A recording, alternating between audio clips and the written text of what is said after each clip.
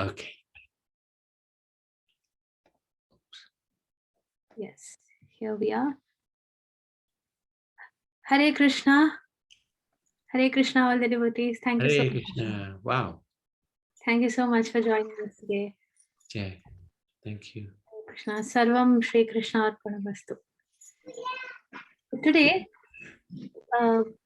we will be talking about two very special temples for Lord Shri Krishna. These are in Tamil Nadu, in the state of Tamil Nadu in Bharat. The reason I thought of the name Madhuradhipate Akhilam Madhuram is because everything about Krishna is sweet, isn't it? His form, his music, everything, just everything about him is so sweet, as so beautifully described in the Madhurashtakam.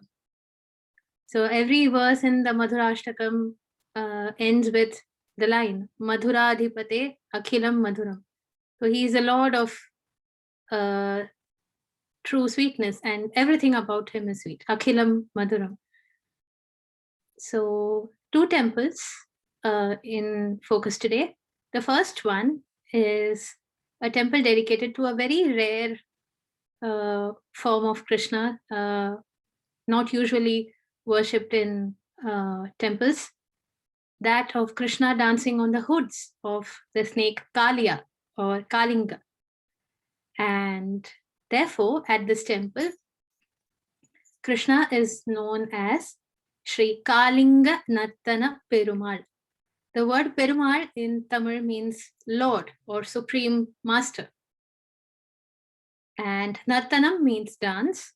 Kalinga, of course, refers to the snake. Kalinga or Kalia. Either name, the snake is referred to by both names across our scriptures. So let us partake of the nectar of Krishna's beautiful dance. And therefore the name Sri Krishna Nartana Rasamritam. This temple is in a very small, relatively unknown village called Udakadu. Not many devotees know about it. Even we back home in Mumbai, we did not know about the existence of this temple as recently as until 6 years ago. So it was only in 2015, sometime in December, that we came to know of the existence of this temple. And then when we started to read and learn more about this temple, we were so eager to visit it. And thankfully, we were able to visit this temple in March 2016.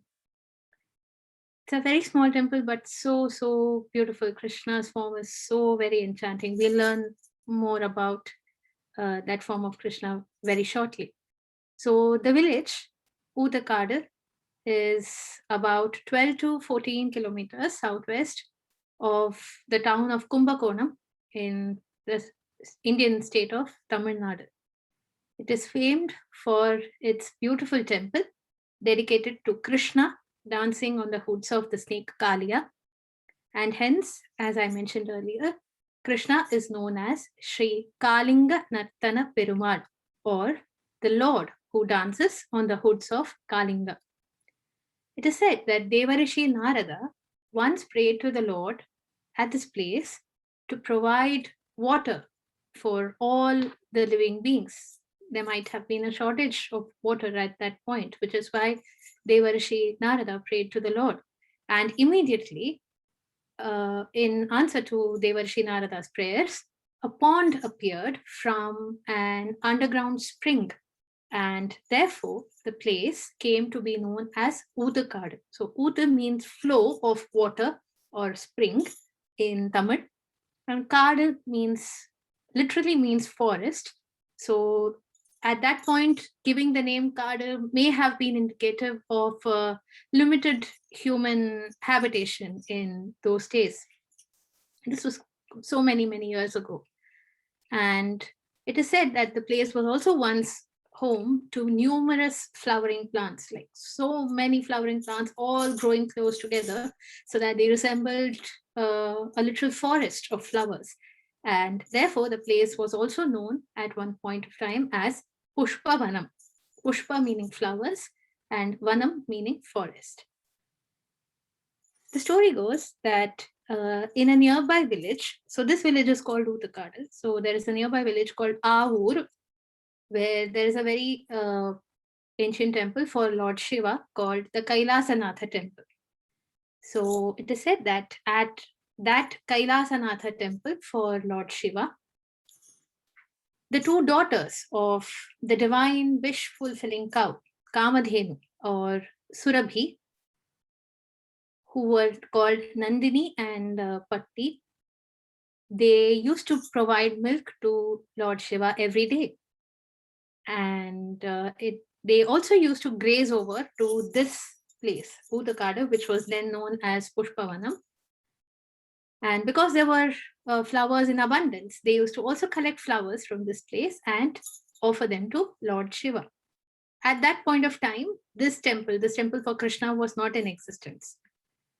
So on one such occasion, on one such day, these cows, these divine cows, happened to listen to Devarshi Narada's narration of Sri Krishna's Kaliya Nartana Leela. And hearing the account of little Krishna, we know Krishna was hardly a boy of maybe 5 or 7 or 8 when he fought with the snake Kaliya and emerged from the Kalindi river dancing on top of the snake. So listening to little Krishna, the child Krishna, wrestling with that vicious, that poisonous snake, these cows, Nandini and Patti, are said to have broken into tears because they were overwhelmed with concern and affection for the Lord. So such was their outpouring of devotion. And Kamadhenu, their mother, unable to see her daughter's condition, she approached Lord Krishna and she prayed to him to relieve her daughters of their sorrow, of their grief. And it was then that Krishna appeared at Pushpavanam, or Udakada as it is known today, and he recreated his enchanting dance with so much ease and just like that. And he appeared in that very same form and he danced in front of those cows. And that assured the cows, Nandini and Patti, that it was all child's play for him. It was like Krishna was saying, look, I'm doing it so easily. You don't need to worry about me. I'm perfectly all right. I'm dancing with so much happiness. I'm dancing with so much joy. And the Lord then agreed to forever stay at that place in that very same enchanting form in answer to Devarshi Narada's request. Nishita. And so Narada then installed the very beautiful Swayambhu or self-manifested deity of Sri Krishna dancing on the hoods of Kaliya. And as we can see in the picture, he is also flanked by the two cows, Nandini and Patti, the daughters of the divine wish-fulfilling cow, Kamadhenu. More about this mesmerizing form. It's really very unique. A deity like this is not there anywhere else as far as I know, or we have, as far as we have learned. The main deity here is called Sri Veda Narayana Perumal. As we can see in the picture, the larger deity at the back. He is Sri Mahavishnu himself in a seated posture. He is flanked by Sri Devi or Devi Lakshmi and Bhu Devi or Mother Earth, the earth goddess on both sides. The Abhisheka Murti or the Utsava Murti or the festive deity is Krishna in the Kalinga Nartana Perumal form. He is flanked by Devi Rukmini and Devi Satyabhama. on both sides. He is seen with his right leg raised and left foot seeming to be resting on the hoods of the snake Kalia. His right hand is in the Abhaya Mudra, granting blessing or refuge.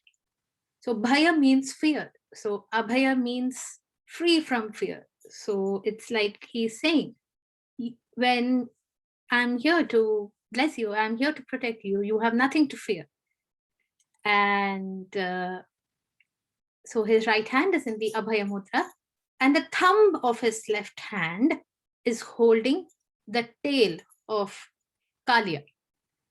And if we look closely, though photographs do not do justice, Krishna's left foot seems to be resting on the hoods of Kalia, but actually there is a very, very fine gap between his foot and the hood of the snake Kalia. And that gap is not easily seen because, of course, even when devotees go to the temple, we cannot approach the deity very closely. We have to view the deity from afar. So you can see him dancing very clearly, but such minute details like that very fine gap between his foot and the hood of the snake, they are not easily visible. So that gap is fine enough for a fine thread to be inserted in that gap. And also, if you look at the other close-up shot, he is holding the tail of the snake Kalia with only his left thumb. So if you look at it all together, the weight of the deity seems to be resting almost entirely just on his left thumb, because his right leg is in the air. His left foot, there is a gap between his left foot and the hood of the snake Kalia. His right hand is in the Abhaya Mudra, not supported, and it's only his left thumb that is holding the tail of the snake. And if we look closely at Krishna's right leg below the knee, the one that he has lifted up, it's quite an ancient deity, of course, and you can see the surface is not smooth. The surface of Krishna's leg is not very smooth. There are markings or scar-like markings on his right leg. So these are believed to be the scars caused by the repeated lashing of Kalia against Krishna's body, because we know that Krishna and Kalia had a fight. Kalia tried to wrap Krishna by coiling himself around Krishna's body, but we know that Krishna, I think, Prabhuji, if I'm not wrong, did not Krishna increase the heat of his body when he tried to break free of Kalia wrapping himself? I'm not sure if I get the details right. I can't remember if it was increasing. I don't remember. Even I don't remember the very fine details, but of course, from the description of the Kalia Nartana Leela, we know that there was a struggle. So Kalia tried his best to outdo Krishna, but of course, Krishna won in the end. So those are the scars caused by Kalia lashing against Krishna's body. And so now we talk about a very blessed soul, a highly enlightened saint come music composer, who was born in the sometime in the early 17th century in yet another temple town called Mannargudi, which is a temple town in the Tanjavur district of Tamil Nadu in Bharat. So this highly enlightened soul, highly blessed soul, is called, or was called, Sri Venkata Subba Iyer. He was brought up in a very pious and very culturally enriched atmosphere. He was very interested in learning music, but he was unable to find a suitable guru who could teach him. And then his mother advised him to surrender himself to Lord Krishna at this Kalinga Nartana Perumal temple. And the Lord was so merciful that a person like Venkata Subbayar, who had had no formal or no proper training in music before, was blessed by Krishna with such divine knowledge. And he became an unparalleled musical genius by the grace of the Lord. He therefore came to be known as Venkata Kavi, the word Kavi meaning poet or composer. So Venkata Kavi composed innumerable songs in praise of the enchanting form of Kalinga Krishna, as also various other deities. His compositions are very rich in melody and rhythm, and they reflect his mastery of Sanskrit, Tamil, even Marathi, and the intricate concepts of classical music. But most importantly, his compositions reflect his pure devotion for Sri Krishna. If one who can understand Tamil and Sanskrit, if we pay attention to the lyrics of some of these songs, in many of those songs, Venkata Kavi, the composer, he imagines himself to be a gopi with an intense longing and intense devotion for Krishna. And the words of the song come out in that spirit of devotion. And Krishna is himself believed to have personally appeared and danced to the tune of Venkata Kavi's beautiful songs. So those who seek Krishna's grace in pursuing the arts of music or dance, especially, are known to visit this temple, as also those who wish to obtain a good marriage and to be blessed with children. So Hare Krishna, Prabhuji, with your permission, of course, to do whatever little service I can or justice I can to this beautiful form of Krishna, I would like to sing a few lines, if that's okay. Why just a few?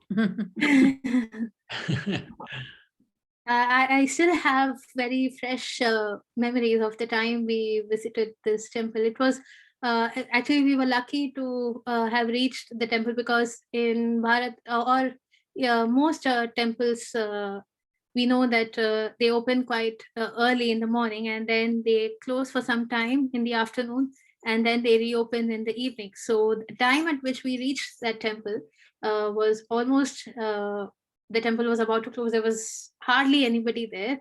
I think there was only the priest, and we were the only ones in the temple. It was so silent, so beautiful.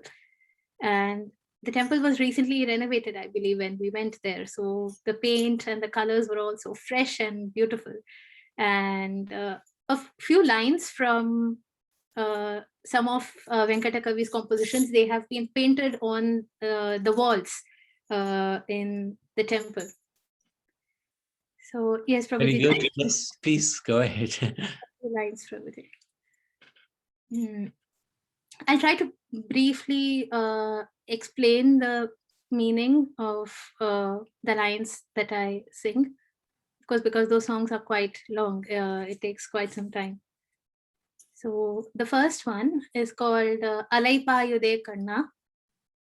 So Kanna is an affectionate way of addressing Krishna, like how up north in Bharat, Krishna is referred to as Kanha or Kanhaiya. So down south, Kanna is an affectionate way of addressing Krishna as a little child.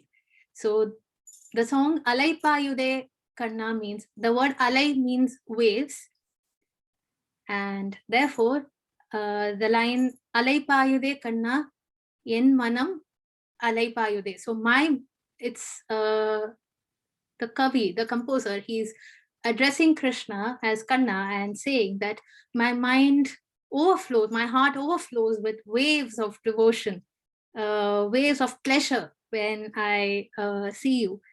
And Ananda Mohana Venuganam. So listening to your beautiful, your mesmerizing music when you play the flute, I forget myself, I forget where I am, and waves of happiness, waves of pure joy erupt in my heart when I think of you, O Krishna. That is what the song essentially means. So here it goes. Alaypayude kanna en manam alaypayude Venuganamadilalaypayude kanna en manam alaypayude Mohana Venuganamadilalaypayude kanna en manam igu alaypayude Unnananda Mohana Venuganamadilalaypayude kanna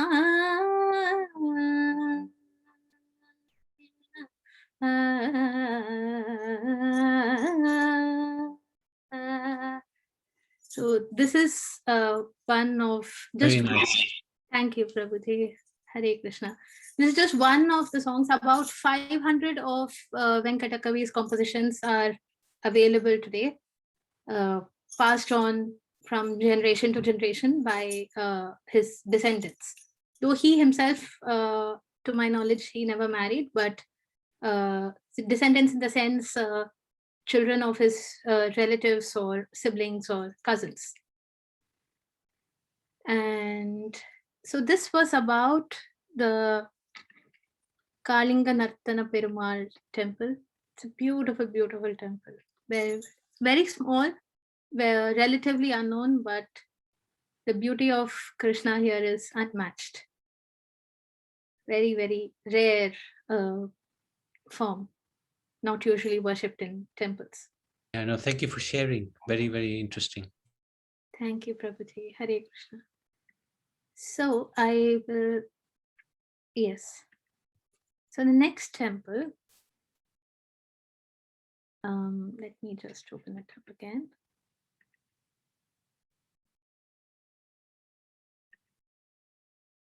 Yeah, here I go.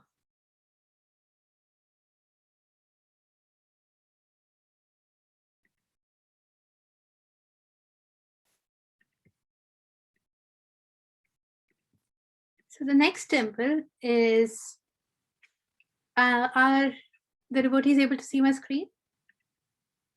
Yes. Yes, we are. Okay.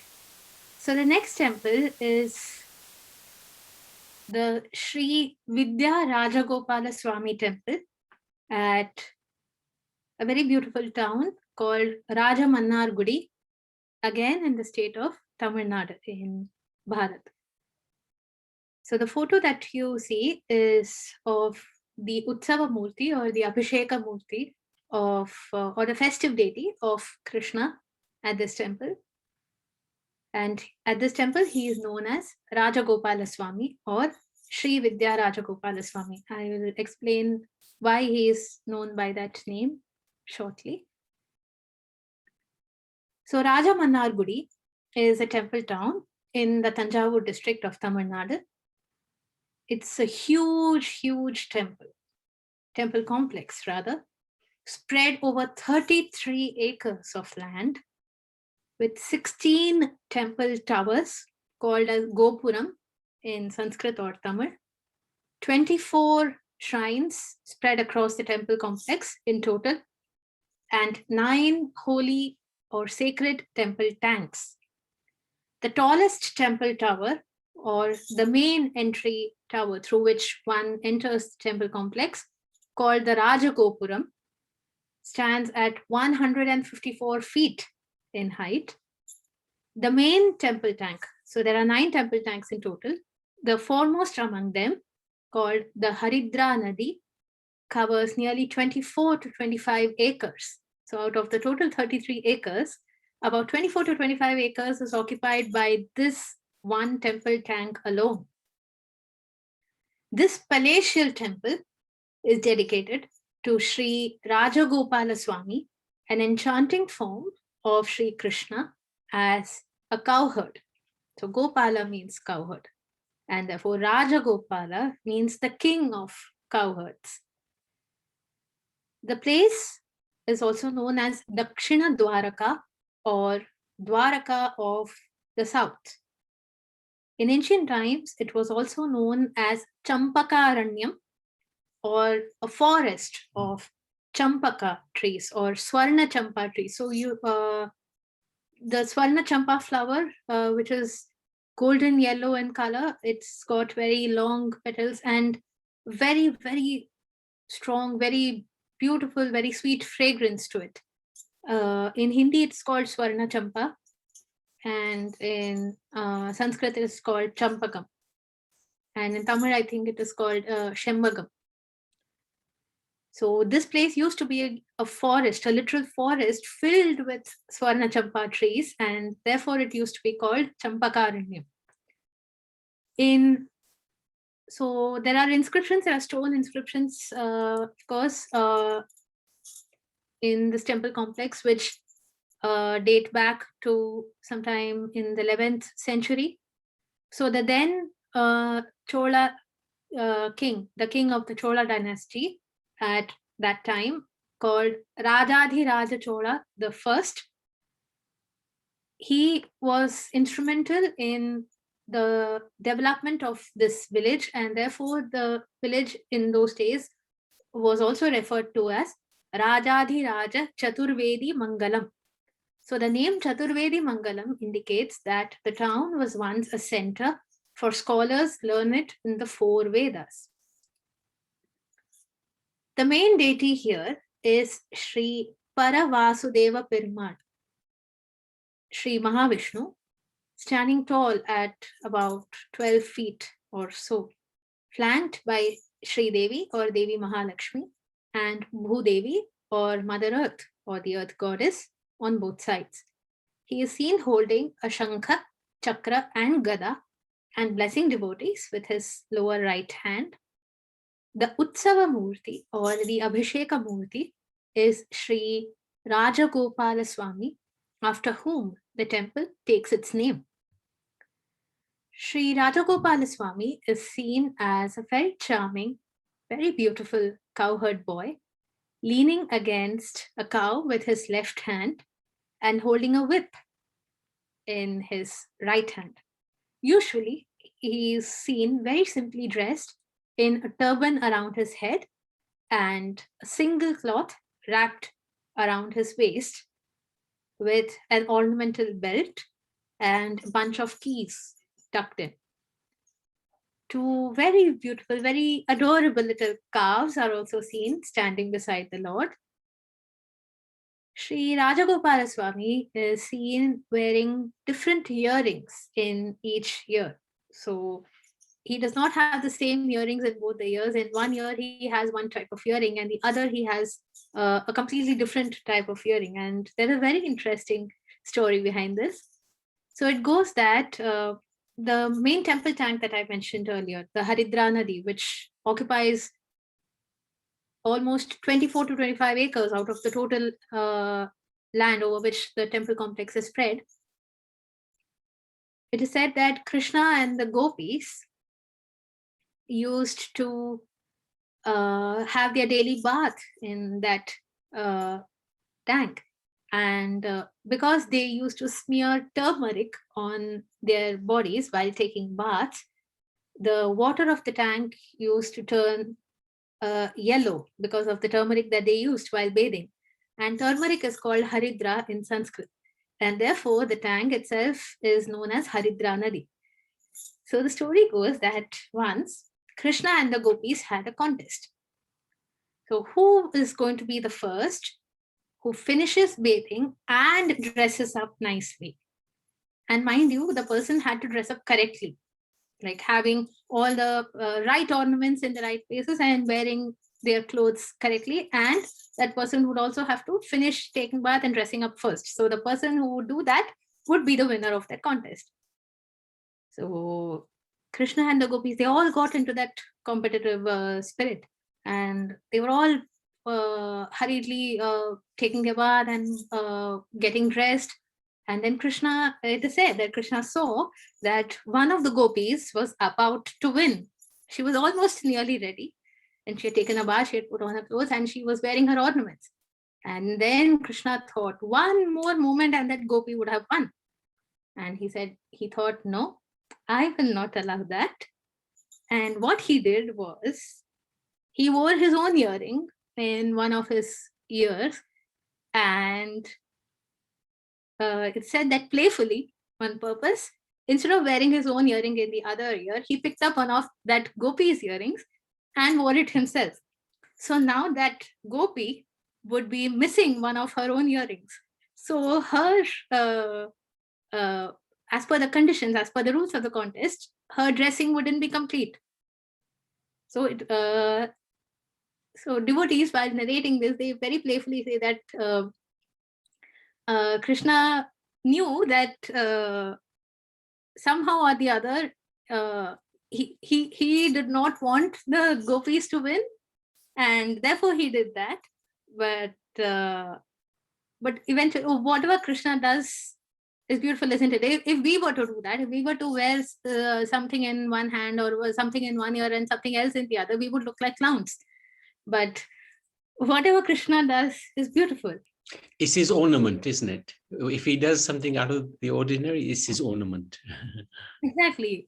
And so, therefore he ended up wearing his own earring in one ear and a earring belonging to a gopi in the other ear.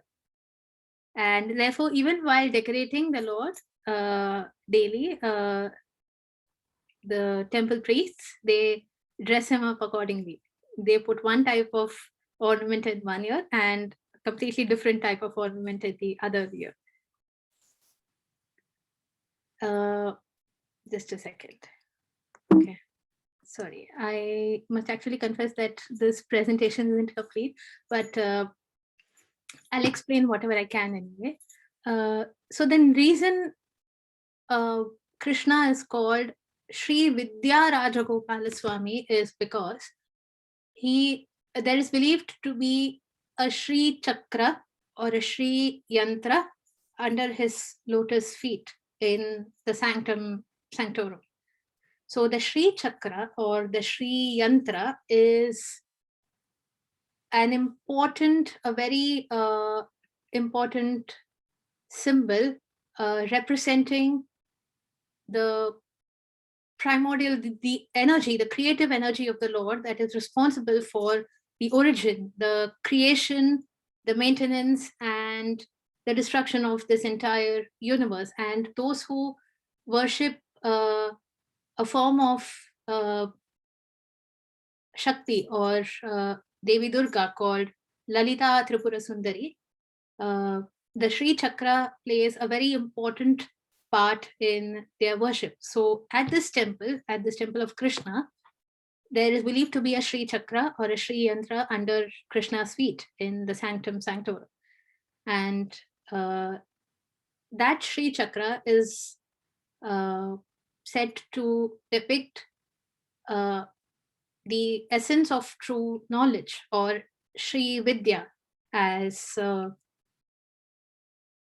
Devi Durga is referred to many times. And therefore, because Krishna is also, because Krishna and the Sri Chakra are both present together in the sanctum, Krishna is also known as Sri Vidya Rajagopala Swami.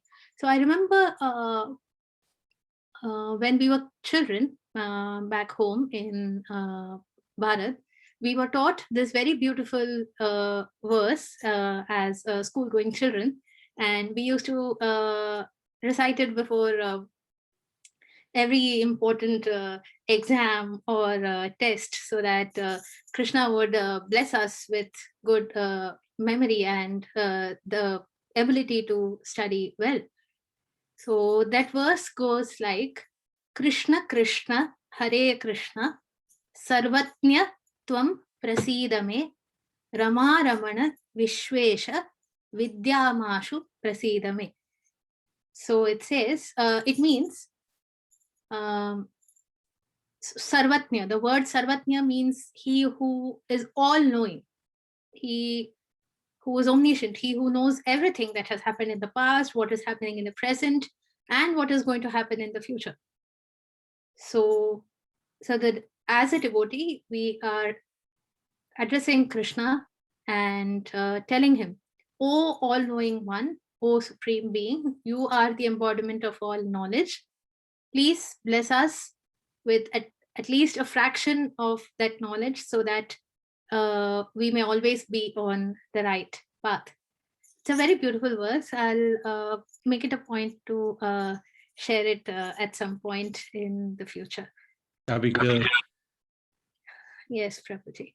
And I would just like to share just one more photograph. It's a very beautiful photograph of Devi Mahalakshmi at this same temple. So she resides. So usually in temples we see that Krishna and Devi Rukmini or Satyabhama, or Krishna in the Mahavishnu form accompanied by Devi Lakshmi, they are usually present together in some temples.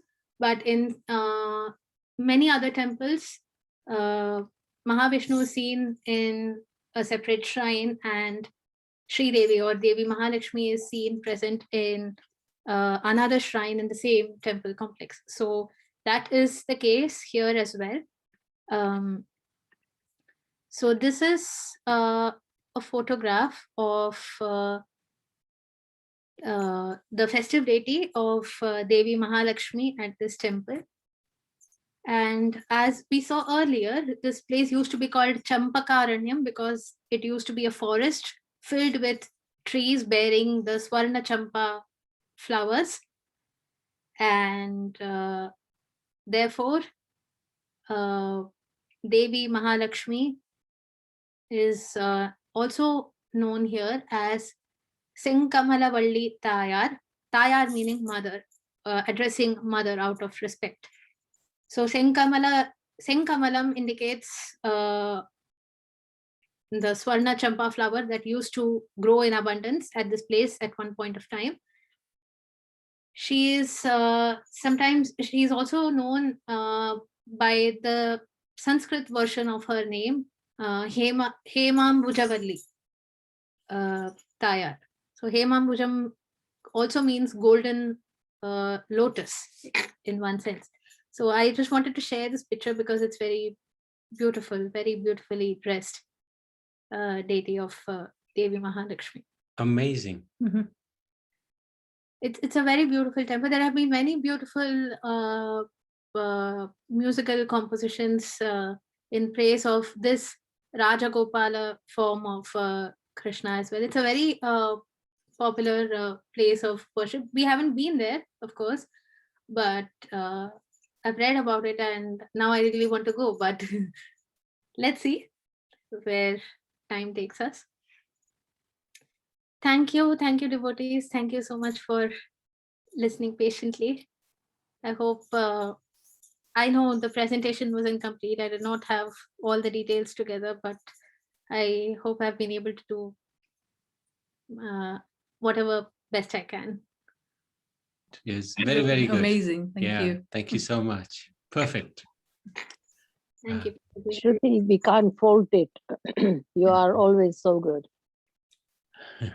Hare Krishna. Hare Krishna. Thank you so much. Okay, so Any questions? any questions? That's right. Any questions? Any comments? Anybody like to know a little bit more about what Shruti very nicely explained? Any suggestions? Any feedback for me? What are you thinking about next week? Can Sorry? I just make just a comment? Yes. Coming from parents from Gujarat, Yes. knew the names and stories from the Gujarat side, but listening from you from the south is so enriching, and you feel Krishna was all pervading everywhere in India. So the stories just mean so much, and it really brings tears to my eyes when you're describing. So thank you so much. That's so very kind of you. Thank you so much. Thank you. Anu, you've got your hand up. Hare Krishna, Prabhuji and Mataji. Hare Krishna. Hare Krishna, Prabhuji. Hare Krishna. One quick question, just a clarification. Yeah. You said that Krishna knows the past, present, and future as what is going to happen. So I was just wondering, does it mean that whatever human beings are doing, everything is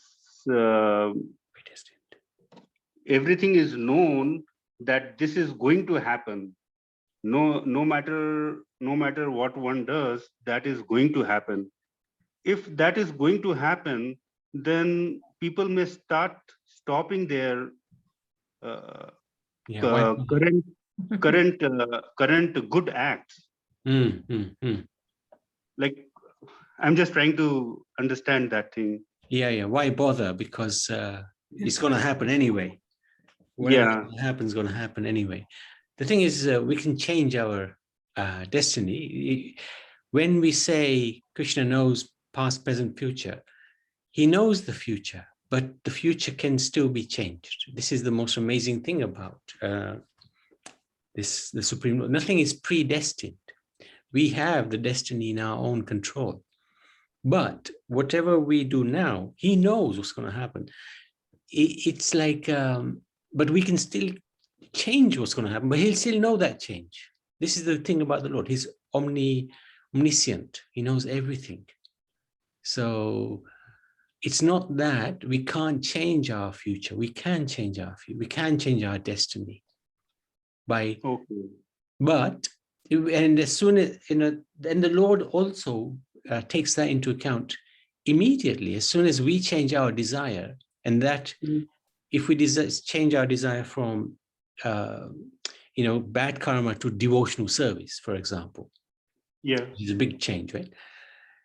That change is already, with Krishna, we'll already know that change. He'll already know that change. It's not predestined, it's in our control, but he'll already know that change because he's the Supreme Lord. He's omniscient. He can do anything. He will know everything. Okay. It is confusing because I asked that very question of my spiritual master years and years ago. And he explained it like that to me, that every change he will automatically be aware of. I see. Okay. Thank you, Prabhuji. It's a good question, by the way. Very good question. Very And Shruti, you want to add to that? No, Prabhuji, I don't believe I'm qualified enough to answer such deep questions. I was myself waiting for you to explain. That is very, very, very kind of you to explain that. No. Thank you. Anybody else? It's very nice when Anil comes and he asks questions because it's very important. Very nice. And it's very nice to see Lokeshwar. I like this boardroom style, Very different.